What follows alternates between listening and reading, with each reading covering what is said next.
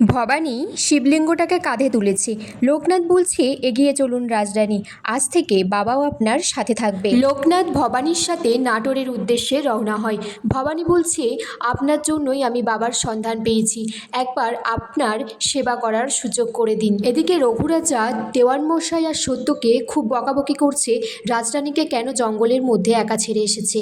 ইন্দুবউ তারপর মাতুর কাছে জানতে চাই ভবানীর শরীর কেমন ছিল। বিষ্ণুরাম রঘুরাজকে বলছে, কোন কুড়িতে ফুল ফুটবে আর কোন কুড়ি অকালে ঝরে পড়ে যাবে এটা আপনার বোঝা উচিত ছিল।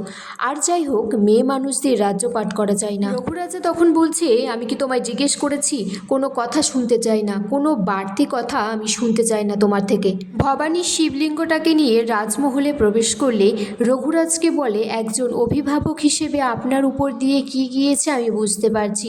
আমায় মার্জনা করবেন রঘুরাজা, কিন্তু আমি বাবার ডাককে উপেক্ষা করতে পারিনি।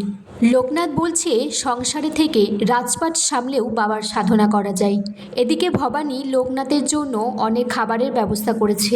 লোকনাথ বলছে, আপনি বরঞ্চ অন্যদের জন্য খাবার ব্যবস্থা করুন। ভবানী বলছে, এই পুজো আমি সুষ্ঠুভাবে হতে দেব, কোনো অনর্থ হতে দেব না। আগামী পর্বে দেখা যায় ফুলনোরা দাসী আর ঈশ্বরী সেই ভাঁড়ের খাবারের মধ্যে কিছু মিশিয়ে দিচ্ছে।